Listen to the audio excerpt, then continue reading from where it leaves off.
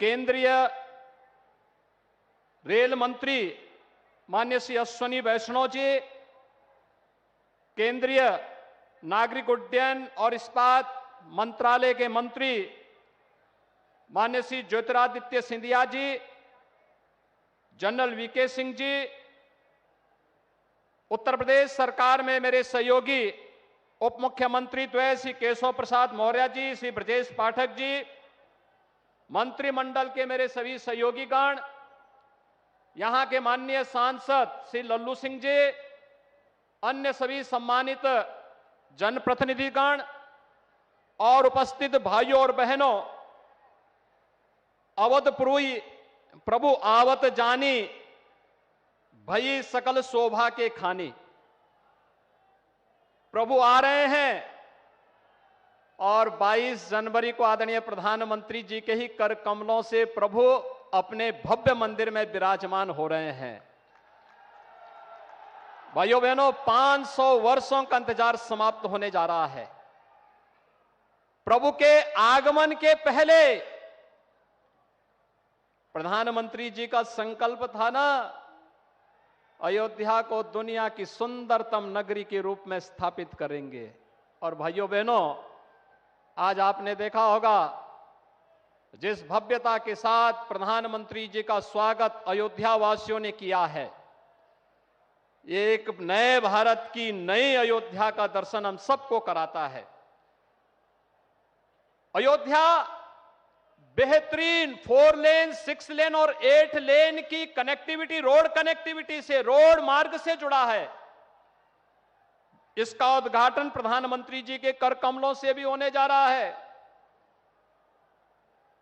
Rail की बेहतरीन सुविधा अयोध्या से, नए रेलवे स्टेशन के साथ साथ वंदे भारत ट्रेन का शुभारंभ और 2 नई ट्रेन अमृत भारत के नाम पर आदरणीय प्रधानमंत्री जी ने अयोध्या को सीतामढ़ी से, प्रभु राम की जन्मभूमि से माता सीता के प्रकटीकरण के स्थल पर जोड़ने के लिए इस रेल की कार्यक्रम को भी आज शुभारंभ किया है। और साथ साथ भगवान राम तो त्रेता में पुष्पक विमान से अयोध्या आए होंगे, आज प्रधानमंत्री जी ने इंटरनेशनल एयरपोर्ट का उपहार भी अयोध्या वासियों को दे दिया है। इसका उद्घाटन करके प्रधानमंत्री जी यहां पर आए हैं। उत्तर प्रदेश के विकास और अयोध्या के विकास से जुड़े हुए हजारों करोड़ की इन परियोजनाओं के लिए मैं उत्तर प्रदेश वासियों की ओर से आदरणीय प्रधानमंत्री जी का हृदय से आभार व्यक्त करता हूं, उनका स्वागत करता हूं, अभिनंदन करता हूं। भाइयों बहनों, ये वही अयोध्या है जहां का नाम लेने में लोग संकोच करते थे। आने की बात तो दूर, एक नया रिकॉर्ड भी बन गया है। अयोध्या आने वाले, सबसे अधिक समय तक आने वाले और सबसे अधिक बार आने वाले प्रधानमंत्री में भी मोदी जी का नाम आ गया है। हर एक उस अवसर पर जो उत्तर प्रदेश को अयोध्या जैसे विरासत से जुड़ी हुई नगरियों को एक नई पहचान दिला सके, वह मोदी जी के कारण संभव हो पाया है भाइयों बहनों।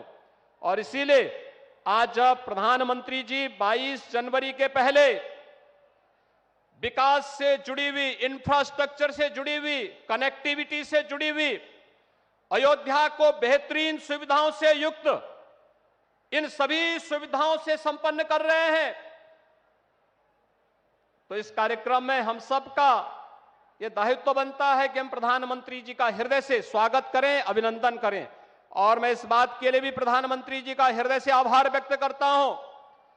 प्रभु राम से इस लोक का मिलन कराने वाले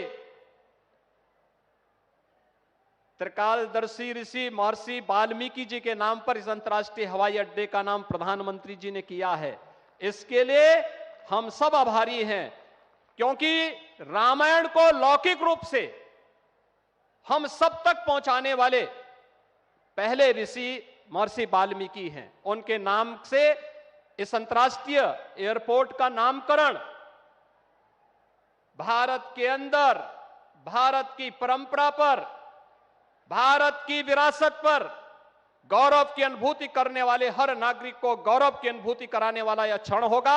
मैं आज के इस अवसर पर आदरणीय प्रधानमंत्री जी का मंचासीन अपने सभी आगत अतिथियों का और आप सभी का हृदय से स्वागत और अभिनंदन करते हुए आगामी समय के लिए हम सब अपने दायित्वों का निर्वहन करने की तैयारी कर पाएंगे। अयोध्या में 22 जनवरी के बाद अयोध्या को अतिथि देवो भव का एक नया अनुभव देश और दुनिया को कराना है और इसके लिए हम सब पूरी तैयारी के साथ 22 जनवरी के कार्यक्रम में अतिथियों के स्वागत के लिए उसी तत्परता से, इसी जोश खरोश के साथ हम कार्य कर पाएंगे। इस विश्वास के साथ मैं एक बार फिर से आप सबकी ओर से, प्रदेशवासियों की ओर से, सभी राम भक्तों की ओर से आदरणीय प्रधानमंत्री जी का हृदय से स्वागत और अभिनंदन करता हूं। धन्यवाद। जय हिंद। धन्यवाद माननीय। और अब समय है 15,700 करोड़ की केंद्र और राज्य सरकार की 46 परियोजनाओं के शिलान्यास और लोकार्पण की, जो नई अयोध्या की नए स्वरूप को साकार करेंगी। मैं बहुत ही आदर के साथ माननीय प्रधानमंत्री जी से अनुरोध करूंगी कि वो रिमोट का बटन दबाकर इन परियोजनाओं का शिलान्यास और लोकार्पण करने की कृपा करें।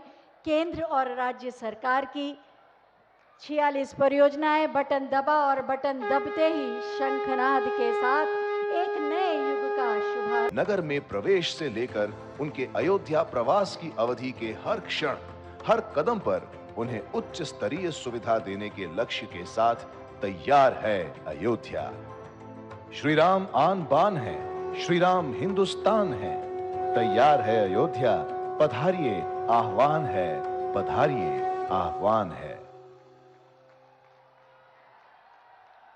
नई अयोध्या तैयार है सबके स्वागत के लिए। दिव्य, भव्य और नव्य अयोध्या को पूरी गरिमा और गौरव के साथ विश्व पटल पर प्रतिष्ठित कर रहे हैं माननीय प्रधानमंत्री श्री नरेंद्र मोदी जी, जो 140 करोड़ भारतीयों के सपनों के साकार होने की गारंटी का दूसरा नाम है। मैं बहुत ही आदर के साथ माननीय प्रधानमंत्री जी से अनुरोध करूंगी कि अपने प्रेरणादायी उद्बोधन से हमारा मार्गदर्शन करें।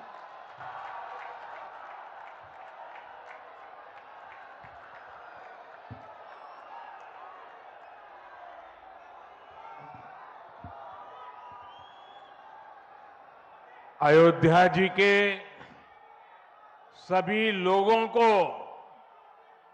मेरा प्रणाम।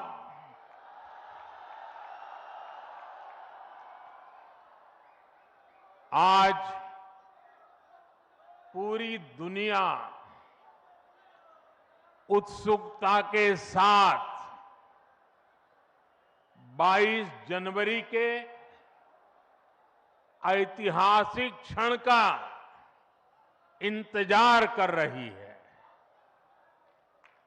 ऐसे में अयोध्या वासियों में ये उत्साह, ये उमंग बहुत स्वाभाविक है। भारत की मिट्टी के कण कण और भारत के जन जन का मैं पुजारी हूं और मैं भी आपकी तरह उतना ही उत्सुक हूं। हम सभी का ये उत्साह, ये उमंग थोड़ी देर पहले अयोध्या की सड़कों पर भी पूरी तरह नजर आ रहा था। ऐसा लगता था कि पूरी अयोध्या नगरी ही सड़क पर उतर आई हो। इस प्यार, इस आशीर्वाद के लिए मैं आप सभी का हृदय से आभार व्यक्त करता हूं। मेरे साथ बोलिए, सियावर रामचंद्र की, सियावर रामचंद्र की, सियावर रामचंद्र की।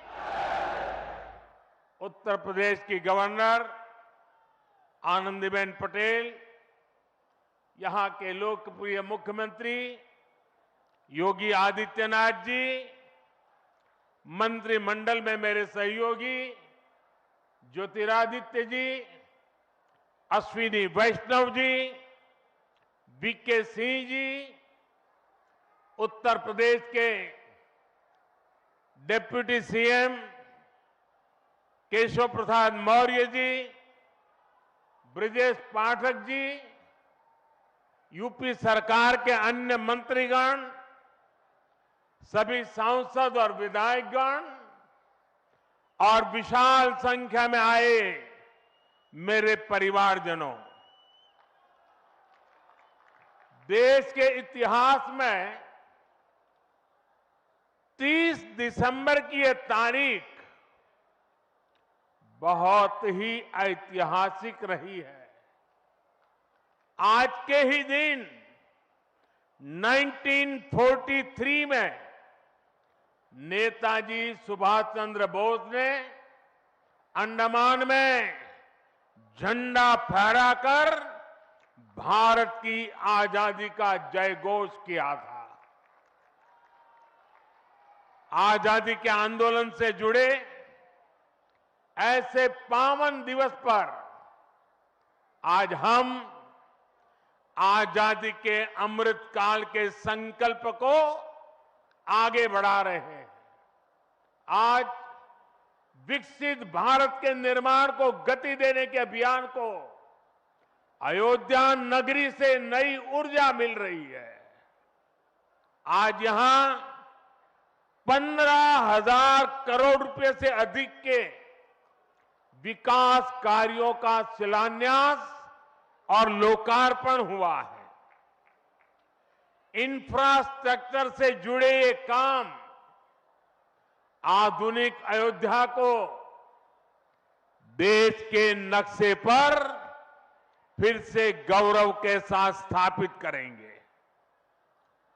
कोरोना जैसी वैश्विक महामारी के बीच ये कार्य अयोध्या वासियों के अथक परिश्रम का परिणाम है। मैं सभी अयोध्या वासियों को इन परियोजनाओं के लिए अनेक अनेक बधाई देता हूं। मेरे परिवारजनों, दुनिया में कोई भी देश हो, अगर उसे विकास की नई ऊंचाई पर पहुंचना है तो उसे अपनी विरासत को संभालना ही होगा। हमारी विरासत हमें प्रेरणा देती है, हमें सही मार्ग दिखाती है। इसलिए आज का भारत पुरातन और नूतन दोनों को आत्मसात करते हुए आगे बढ़ रहा है। एक समय था जब यही अयोध्या में रामलला टेंट में विराजमान थे। आज पक्का घर सिर्फ रामलला कोई नहीं, बल्कि पक्का घर देश के 4 करोड़ गरीबों को भी मिला है। आज भारत अपने तीर्थों को भी संवार रहा है, तो वहीं डिजिटल टेक्नोलॉजी की दुनिया में भी हमारा देश छाया हुआ है। आज भारत काशी विश्वनाथ धाम के पुनर्निर्माण के साथ ही देश में 30,000 से ज्यादा पंचायत भवन भी बनवा रहा है। आज देश में सिर्फ केदार धाम का पुनरुद्धार ही नहीं हुआ है, बल्कि 315 से ज्यादा नए मेडिकल कॉलेज भी बने हैं। आज देश में महाकाल महालोक का निर्माण ही नहीं हुआ है, बल्कि हर घर जल पहुंचाने के लिए पानी की 2 लाख से ज्यादा टंकियां भी बनवाई है। हम चांद, सूरज और समुद्र की गहराइयों को भी नाप रहे हैं, तो अपनी पौराणिक मूर्तियों को भी रिकॉर्ड संख्या में भारत वापस ला रहे हैं। आज के भारत का मिजाज यहां अयोध्या में स्पष्ट दिखता है।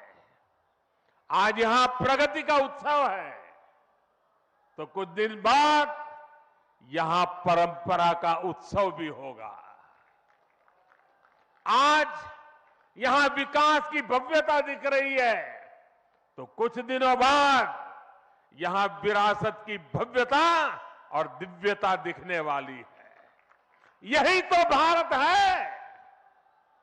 विकास और विरासत की यही साझा ताकत भारत को 21वीं सदी में सबसे आगे ले जाएगी।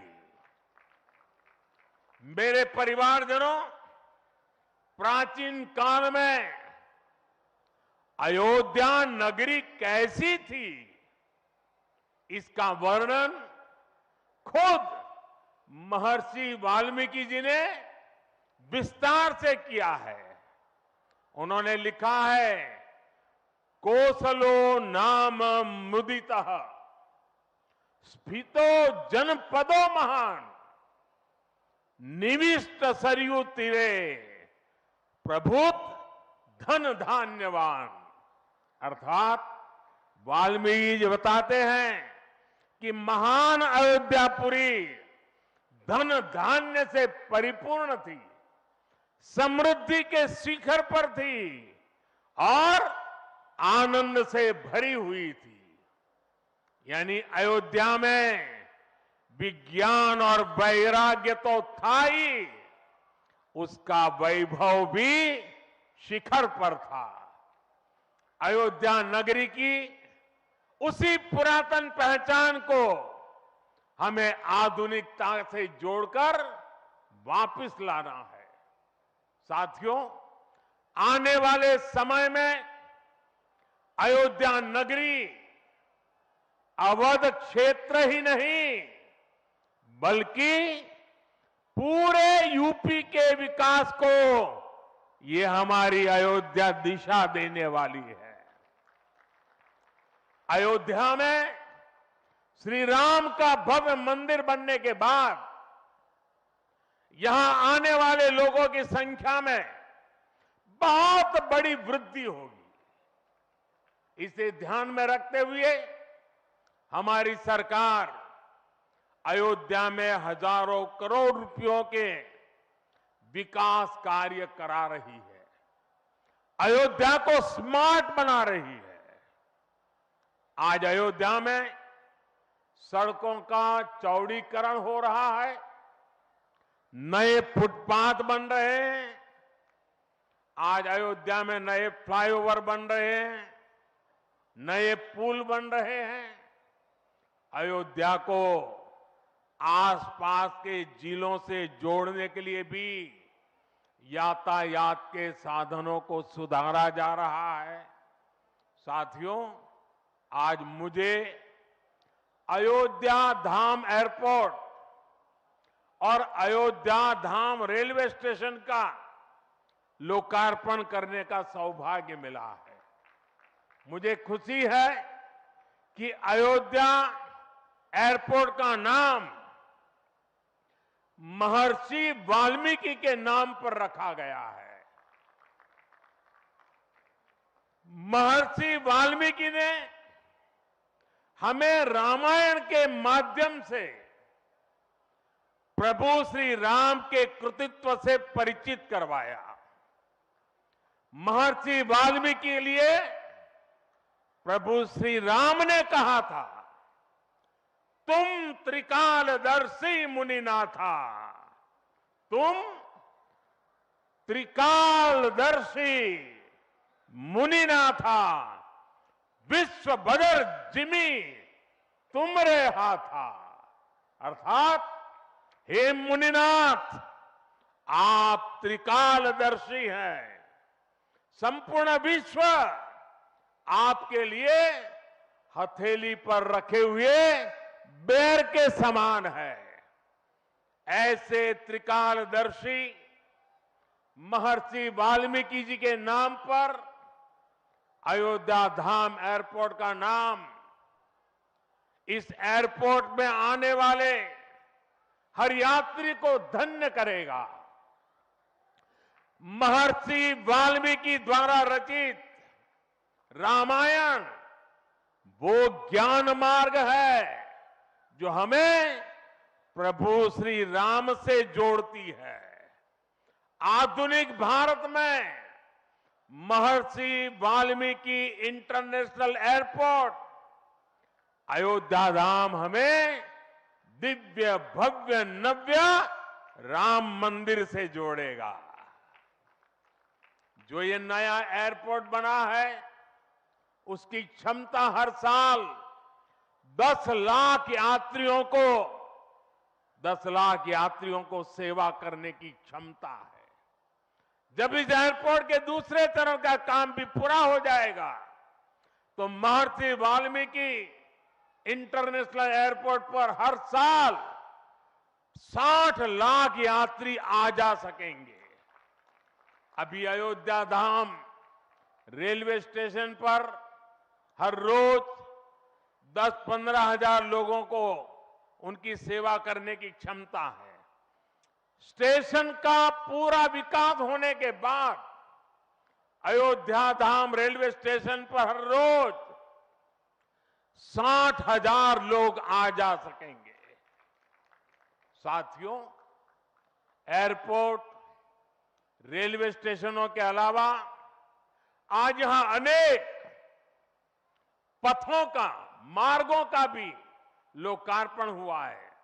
राम पथ, भक्ति पथ, धर्म पथ और श्री राम जन्मभूमि पथ से आवाजाही और सुगम होगी। अयोध्या में आज ही कार पार्किंग स्थलों का लोकार्पण किया गया है। नए मेडिकल कॉलेज से यहां आरोग्य की सुविधाओं को और विस्तार मिलेगा। सरयू जी की निर्मलता बनी रहे, इसके लिए भी डबल इंजन सरकार पूरी तरह समर्पित है। सरयू जी में गिरने वाले दूषित पानी को रोकने के लिए भी काम शुरू हुआ है। राम की पैड़ी को एक नया स्वरूप दिया गया है। सरयू के किनारे नए नए घाटों का विकास हो रहा है। यहां के सभी प्राचीन कुंडों का पुनरुद्धार भी किया जा रहा है। लता मंगेशकर चौक हो या राम कथा स्थल, ये अयोध्या की पहचान बढ़ा रहे हैं। अयोध्या में बनने जा रही नई टाउनशिप यहां के लोगों का जीवन और आसान बनाएगी। विकास के इन कार्यों से अयोध्या में रोजगार और स्वरोजगार के नए अवसर भी बनेंगे। इससे यहां के टैक्सी वाले, रिक्शा वाले, होटल वाले, ढाबे वाले, प्रसाद वाले, फूल बेचने वाले, पूजा का सामग्री बेचने वाले, हमारे छोटे मोटे दुकानदार भाई, सभी की आय बढ़ेगी। मेरे परिवारजनों, आज यहां आधुनिक रेलवे के निर्माण की तरफ एक और बड़ा कदम देश ने उठाया है। वंदे भारत और नमो भारत के बाद आज एक और आधुनिक ट्रेन देश को मिली है। इस नई ट्रेन सीरीज का नाम अमृत भारत ट्रेन रखा गया है। वंदे भारत, नमो भारत और अमृत भारत ट्रेनों की ये त्रिशक्ति भारतीय रेलवे का कायाकल्प करने जा रही है। इससे बड़ी खुशी की बात क्या हो सकती है कि पहली अमृत भारत ट्रेन अयोध्या से गुजर रही है। Delhi Darbhanga Amrit Bharat express train Delhi, UP, Bihar के लोगों की यात्रा को आधुनिक बनाएगी। इससे बिहार के लोगों के लिए भव्य राम मंदिर में विराजने जा रहे रामलला के दर्शन को और सुगम बनाएगी। ये आधुनिक अमृत भारत एक्सप्रेस ट्रेन विशेष रूप से हमारे गरीब परिवार, हमारे श्रमिक साथियों को बहुत मदद करेगी। श्री रामचरितमानस में गोस्वामी तुलसीदास जी ने कहा है, परहित सरिस धर्म नहीं भाई, पर पीड़ा सम नहीं अदमाई। अर्थात दूसरों की सेवा करने से बड़ा और कोई धर्म, कोई और कर्तव्य नहीं है। आधुनिक अमृत भारत ट्रेनें गरीब की सेवा इसी भावना से ही शुरू की गई है।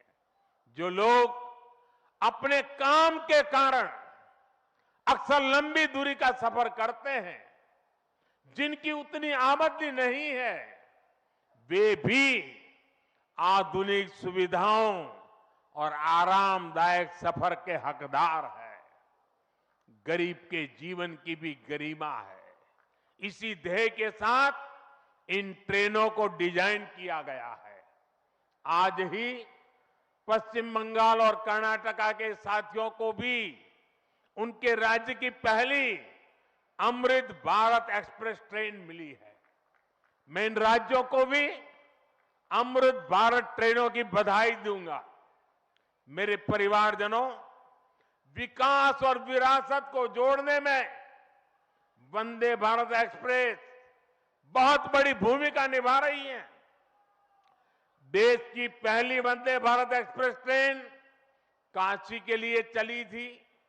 आज देश के 34 रूट पर वंदे भारत एक्सप्रेस ट्रेनें चल रही है। काशी, वैष्णो देवी के लिए कटरा, उज्जैन, पुष्कर, तिरुपति, शिरडी, अमृतसर, मदुरई, आस्था के ऐसे हर बड़े केंद्रों को वंदे भारत जोड़ रही है। इसी कड़ी में आज अयोध्या को भी वंदे भारत ट्रेन का उपहार मिला है। आज अयोध्या धाम जंक्शन, आनंद विहार वंदे भारत शुरू की गई है। इसके अलावा आज कटरा से दिल्ली, अमृतसर से दिल्ली, कोयम्बटूर बेंगलुरु, मंगलुरु मडगांव, जालना मुंबई, इन शहरों के बीच भी वंदे भारत की नई सेवाएं शुरू हुई है। वंदे भारत में गति भी है, वंदे भारत में आधुनिकता भी है और वंदे भारत में आत्मनिर्भर भारत का गर्व भी है।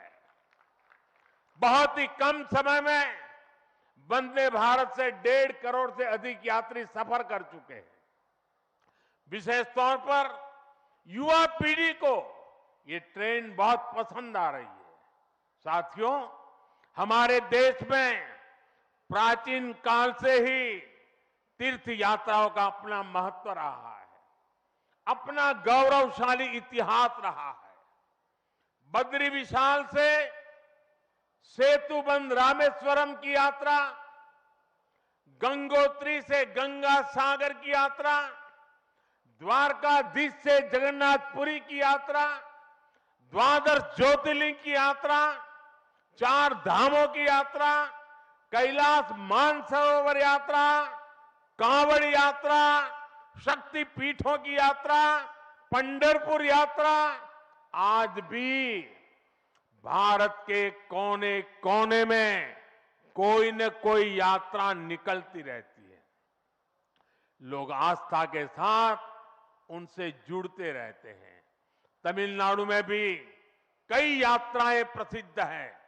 शिवस्थल पाद यात्रिरई, मुरुगनंकु कावड़ी यात्रिरई, वैष्णव तिरुपति यात्रिरई, अस्मन तिरुत्तल यात्रिरई, केरला में सबरीमाला यात्रा हो, आंध्र तेलंगाना में मेदाराम में समक्का और सरक्का की यात्रा हो, नागोबा यात्रा, इनमें लाखों की संख्या में श्रद्धालु जुड़ते हैं। यहां बहुत कम लोगों को पता होगा कि केरला में भगवान राम और उनके भाइयों भरत, लक्ष्मण और शत्रुघ्न के धाम की भी यात्रा होती है। ये यात्रा नालंबम यात्रा के नाम से जानी जाती है। इसके अलावा देश में कितनी ही परिक्रमाएं भी जारी रही है। गोवर्धन परिक्रमा, पंचकोशी परिक्रमा, 84 कोसी परिक्रमा, ऐसी यात्राओं और परिक्रमाओं से हर भक्त का ईश्वर के प्रति जुड़ाव और मजबूत होता है। बौद्ध धर्म में भगवान बुद्ध से जुड़े स्थलों गया, लुम्बिनी, कपिलवस्तु, सारनाथ, कुशीनगर की यात्राएं होती हैं। राजगीर बिहार में बुद्ध अनुयायियों की परिक्रमा होती है। जैन धर्म में पावागढ़, समेत शिखर जी, पालीताना, कैलाश की यात्रा हो। सिखों के लिए पंच तख्त यात्रा और गुरुधाम यात्रा हो। अरुणाचल प्रदेश में नॉर्थ ईस्ट से परशुराम कुंड की विशाल यात्रा हो। इनमें शामिल होने के लिए श्रद्धालु पूरी आस्था के साथ जुड़ते हैं। देश भर में सदियों से हो रही इन यात्राओं के लिए वैसा ही समुचित इंतजाम भी किए जाते हैं। अब अयोध्या में हो रहे ये निर्माण कार्य यहां आने वाले हर राम भक्त के लिए अयोध्या धाम की यात्रा को, भगवान के दर्शन को और आसान बनाएंगे। साथियों, ये ऐतिहासिक क्षण बहुत भाग्य से हम सभी के जीवन में आया है। हमें देश के लिए नव संकल्प लेना है, खुद को नई ऊर्जा से भरना है। इसके लिए 22 जनवरी को आप सभी अपने घरों में, मैं पूरे देश के 140 करोड़ देशवासियों को अयोध्या की इस पवित्र भूमि से प्रार्थना कर रहा हूं। अयोध्या की प्रभु राम की नगरी से प्रार्थना कर रहा हूं।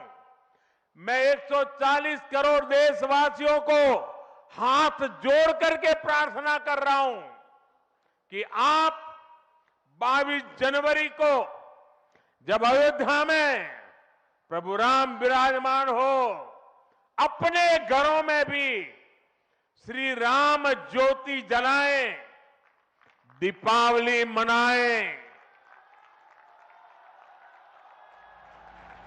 22 जनवरी की शाम पूरे हिंदुस्तान में जगमग जगमग होनी चाहिए। लेकिन साथ ही मेरे सभी देशवासियों से एक करबद्ध प्रार्थना और भी है। हर किसी की इच्छा है कि 22 जनवरी को होने वाले आयोजन का साक्षी बनने के लिए वो स्वयं अयोध्या आए। लेकिन आप भी जानते हैं कि हर किसी का आना संभव नहीं है। अयोध्या में सबका पहुंचना बहुत मुश्किल है और इसलिए सभी राम भक्तों को, देश भर के राम भक्तों को, उत्तर प्रदेश के विशेष करके राम भक्तों को मेरा हाथ जोड़ करके प्रणाम के साथ प्रार्थना है, मेरा आग्रह है कि 22 जनवरी को एक बार विधि पूर्वक कार्यक्रम हो जाने के बाद 23 तारीख के बाद अपनी सुविधा के अनुसार वो अयोध्या आए। अयोध्या आने का मन 22 तारीख को न बनाए। प्रभु राम जी को तकलीफ हो ऐसा हम भक्त कभी कर नहीं सकते हैं। प्रभु राम जी पधार रहे हैं तो हम भी कुछ दिन इंतजार करें। 550 साल इंतजार किया है, कुछ दिन और इंतजार कीजिए। और इसलिए सुरक्षा के लिहाज से, व्यवस्था के लिहाज से मेरी आप सबसे बार बार प्रार्थना है कि कृपा करके, क्योंकि आप प्रभु राम के दर्शन, अयोध्या का नव्य भव्य दिव्य मंदिर आने वाली सदियों तक दर्शन के लिए उपलब्ध है। आप जनवरी में आए, फरवरी में आए, मार्च में आए, 1 साल के बाद आए, 2 साल के बाद आए, मंदिर है ही। और इसलिए 22 जनवरी को यहां पहुंचने के लिए भीड़भाड़ करने से आप बचिए, ताकि यहां जो व्यवस्था है, मंदिर के जो व्यवस्थापक लोग हैं, मंदिर का जो ट्रस्ट है, हमें इतना पवित्र काम उन्होंने किया है, इतनी मेहनत करके किया है, पिछले 3-4 साल से दिन रात काम किया है, उनको हमारी तरफ से कोई तकलीफ नहीं होनी चाहिए। और इसलिए मैं बार बार आग्रह करता हूं कि 22 को यहां पहुंचने का प्रयास हम न करें। कुछ ही लोगों को निमंत्रण गया है, वे लोग आएंगे और 23 के बाद सारे देशवासियों के लिए आना बड़ा सरल हो जाएगा। साथियों, आज मेरा एक आग्रह मेरे अयोध्या के भाई बहनों से, आपको देश और दुनिया के अनगिनत अतिथियों के लिए तैयार होना है। अब देश दुनिया के लोग लगातार हर रोज अयोध्या आते रहेंगे। लाखों की तादाद में लोग आने वाले हैं, अपनी अपनी सुविधा से आएंगे। कोई 1 साल में आएगा, 2 साल में आएगा, 10 साल में आएगा, लेकिन लाखों लोग आएंगे। और ये सिलसिला अब अनंत काल तक चलेगा, अनंत काल तक चलेगा। इसलिए अयोध्या वासियों को, आपको भी एक संकल्प लेना है, और ये संकल्प है अयोध्या नगर को भारत का सबसे स्वच्छ शहर बनाने का। ये स्वच्छ अयोध्या, ये अयोध्या वासियों की जिम्मेदारी है। और इसके लिए हमें मिलकर हर कदम उठाना है। मैं आज देश के सभी तीर्थ क्षेत्रों और मंदिरों से अपना आग्रह दोहराऊंगा। देश भर के लोगों से मेरी प्रार्थना है, भव्य राम मंदिर के निर्माण के निमित्त 1 सप्ताह पहले 14 जनवरी मकर संक्रांति के दिन से पूरे देश के छोटे मोटे सब तीर्थ स्थलों पर स्वच्छता का एक बहुत बड़ा अभियान चलाया जाना चाहिए। हर मंदिर, हिंदुस्तान के हर कोने में हमें उसकी सफाई का अभियान मकर संक्रांति 14 जनवरी से 22 जनवरी तक हमें चलाना चाहिए। प्रभु राम पूरे देश के हैं, और प्रभु राम जी जब आ रहे हैं तो हमारा एक भी मंदिर, हमारा एक भी तीर्थ क्षेत्र, उसका और उसके परिसर के इलाके का अस्वच्छ नहीं होना चाहिए, गंदगी नहीं होना चाहिए। साथियों, अब से कुछ देर पहले मुझे अयोध्या नगरी में ही एक और सौभाग्य प्राप्त हुआ है। आज मुझे खुशी है ये बताते हुए कि उज्ज्वला गैस कनेक्शन की 10 करोड़वीं लाभार्थी बहन के घर मुझे जाकर के चाय पीने का मौका मिला। जब 1 मई 2016 को हमने यूपी के बलिया से उज्ज्वला योजना शुरू की थी, तो कोई कल्पना भी नहीं कर सकता था कि ये योजना सफलता की इस ऊंचाई पर पहुंचेगी। इस योजना ने करोड़ों परिवारों का, करोड़ों माताओं बहनों का जीवन हमेशा के लिए बदल दिया है। उन्हें लकड़ी के धुएं से मुक्ति दिलाई है। साथियों, हमारे देश में गैस कनेक्शन देने का काम 60-70 साल पहले शुरू किया गया था, 6-7 दशक पहले। लेकिन 2014 तक हालत ये थी कि 50-55 साल में सिर्फ 14 करोड़ गैस कनेक्शन ही दिए जा चुके थे, यानी 5 दशक में 14 करोड़, जबकि हमारी सरकार ने 1 दशक में 18 करोड़ नए गैस कनेक्शन दिए हैं।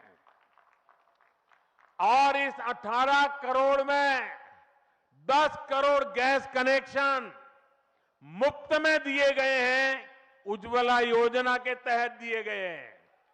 जब गरीब की सेवा की भावना हो, जब नियत नेक हो, तो इसी तरह से काम होता है, इसी तरह के नतीजे मिलते हैं। आजकल कुछ लोग मुझसे पूछते हैं कि मोदी की गारंटी में इतनी ताकत क्यों है? मोदी की गारंटी में इतनी ताकत इसलिए है क्योंकि मोदी जो कहता है वो करने के लिए जीवन खपा देता है। मोदी की गारंटी पर आज देश को इसलिए भरोसा है क्योंकि मोदी जो गारंटी देता है उसे पूरा करने के लिए दिन रात एक कर देता है। ये अयोध्या नगरी भी तो इसकी साक्षी है।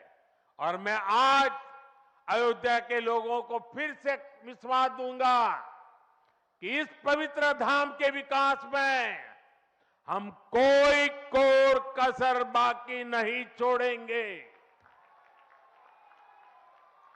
श्री राम हम सभी पर आशीर्वाद रखें, इसी कामना के साथ अपनी वाणी को विराम देता हूं। प्रभु श्री राम के चरणों में प्रणाम करता हूं और आप सबको विकास कार्यों की बधाई देता हूं। मेरे साथ बोलिए, सियावर रामचंद्र की, सियावर रामचंद्र की, सियावर रामचंद्र की। भारत माता की, भारत माता की, भारत माता की। बहुत बहुत धन्यवाद। बहुत बहुत धन्यवाद माननीय, आपके प्रेरणादायी मार्गदर्शन के लिए। आपका होना, आपका आना, आपका सानिध्य, आपका सामीप्य सदैव ऊर्जा देता है। आप हमारी उम्मीद हैं, हमारा आत्मविश्वास है, हमारा साहस है, हमारा बल है और आप ही हमारे संकल्पों की सिद्धि की गारंटी भी हैं। जोरदार तालियों के साथ विदा दें माननीय प्रधानमंत्री जी को। का काम किया गया है, घरों को पीछे की तरफ किया गया है, कॉम्पेंसेशन उन्हें मुआवजा दिया गया है इसके लिए, और हर एक व्यक्ति खुशी खुशी इसमें शामिल हुआ है क्योंकि सबके अनुसार ये राम जी का काम रहा। शंख ध्वनि के साथ प्रधानमंत्री का स्वागत करती हुई अयोध्या नगरी की ये पूरी जो जनता है, और प्रधानमंत्री लगातार अपनी गाड़ी से बाहर निकले हुए। बहुत ठंड आज का दिन यहाँ पर है, ओस और साथ में बारिश की बूंदें भी गिर रही हैं, लेकिन प्रधानमंत्री गाड़ी से यूं बाहर निकलकर लोगों का अभिवादन स्वीकार कर रहे हैं क्योंकि उन्हें मालूम है कि लोग भी इस ठंड में लोग भी इन परिस्थितियों का सामना करते हुए उनके लिए यहाँ पर खड़े हुए हैं। अब देखिए, तुलनिष्ठा के लिए पहुंचेंगे, आंखों से पट्टी खोलेंगे रामलला की, पहली दृष्टि उन पर पड़ेगी, काजल लगाएंगे, आईना दिखाएंगे अपने रामलला को, और उसके बाद से आम लोगों के लिए भी वो जो मंदिर है वहां पर दर्शन शुरू हो जाएगा।